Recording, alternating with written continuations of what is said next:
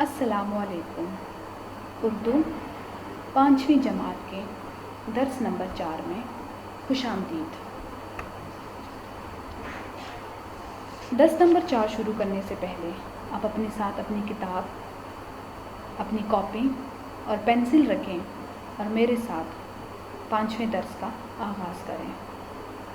سب سے پہلے ہم نظر دوڑاتے ہیں کہ درس نمبر 3 میں ہم نے کیا پڑھا تھا۔ آپ کو سوالات کے جوابات لکھوائے گئے سبق نمبر 1 کے، اور اردو گرامر کا کام جملے کے حصے کروایا گیا تھا۔ آج ہمارا درس نمبر 4 ہے۔ درس نمبر 4 میں آپ کو سبق نمبر 2 کی پڑھائی کرواؤں گی، اس کی تفصیل سے آگاہ کیا جائے گا، الفاظ معنی اور الفاظ جملے لکھوائے جائیں گے۔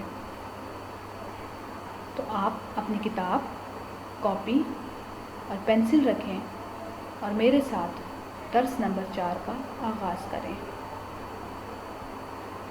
چونکہ ہمارا سبق نمبر 2 جو کہ آپ کی کتاب میں صفحہ نمبر 7 پر دیا گیا ہے، نعت پر مشتمل ہے، تو نعت کی پڑھائی سے پہلے میں آپ کو نعت کی تعریف سے آگاہ کروں گی۔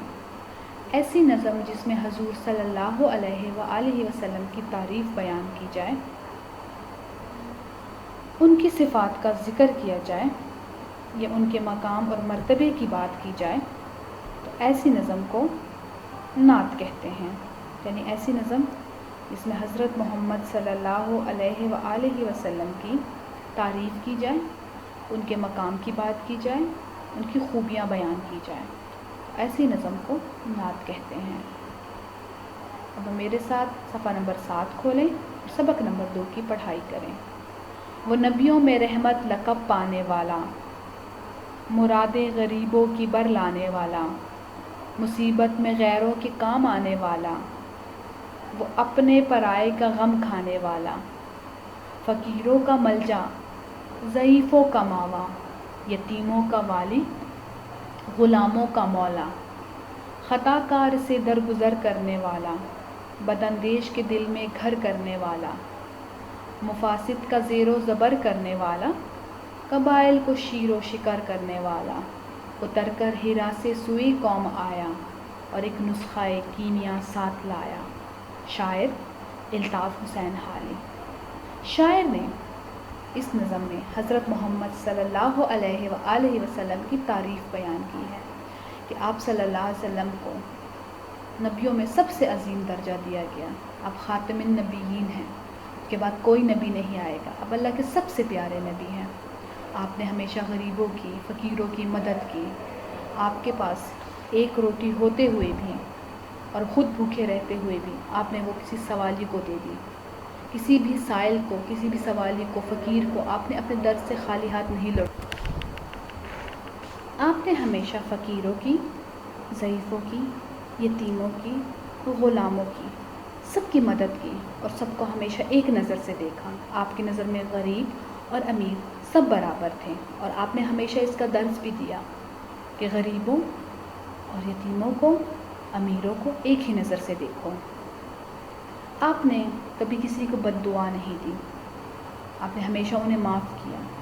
طائف جب آپ اسلام کی تبلیغ کے لیے گئے تو وہاں پر بچے آپ کو پتھر مارتے تھے، آپ اتنے زخمی ہو جاتے تھے کہ آپ کے جوتے خون سے بھر جاتے تھے۔ ایک عورت روز آپ کے اوپر کوڑا ڈالتی تھی، لیکن آپ نے ان کو کبھی بد دعا نہیں دی، نہ ہی ان سے بدلے کا سوچا۔ آپ نے ان کو ایسے کام کیا ان کے ساتھ کہ وہ آپ پر اسلام لانے پر مجبور ہو گئے، وہ اتنا متاثر ہوئے آپ سے کہ پھر وہ آپ پر اسلام لے آئے۔ آپ نے برائیوں کو اس دنیا سے ختم کیا۔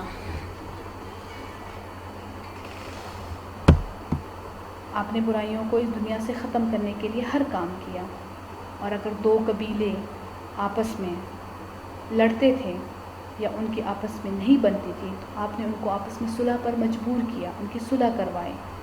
آپ ہیرا پر گئے عبادت کے لیے، اور وہاں سے آپ پر قرآن مجید نازل ہوا اور وہ اپنے ساتھ لے کر آئے۔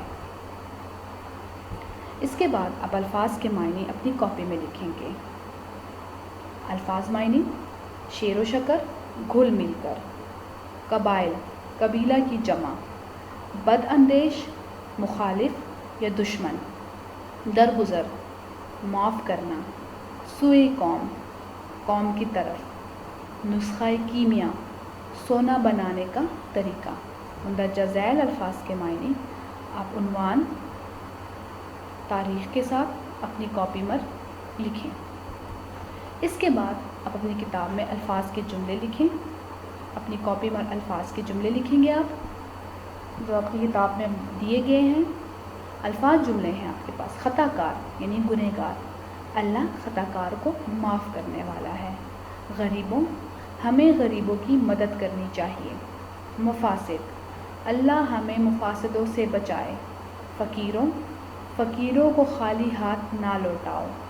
غم، غم میں دوسروں کا ساتھ دو۔ الفاظ کے معنی آپ اپنی کاپی میں لکھیں گے۔ اس کے بعد آپ کو صفحہ نمبر 9 پر مختلف الفاظ دیے گئے ہیں، آپ نے ان کے معنی اپنی کاپی میں لکھنے ہیں۔ ملجا، جانا، والی، حمایتی، زیر و زبر، تباہ کرنا، ماوا، گھر یا ٹھکانہ، مولا، آقا۔ آپ کے گھر کا کام ہے، آپ نے مندرجہ ذیل الفاظ کے جملے بنانے ہیں: مولا، قبائل، رحمت، مصیبت، ضعیفوں۔ اس کے علاوہ آپ نے الفاظ معنی یاد کرنے ہیں۔ ہمارا درس نمبر 4 اختتام پذیر ہوا۔ اللہ حافظ۔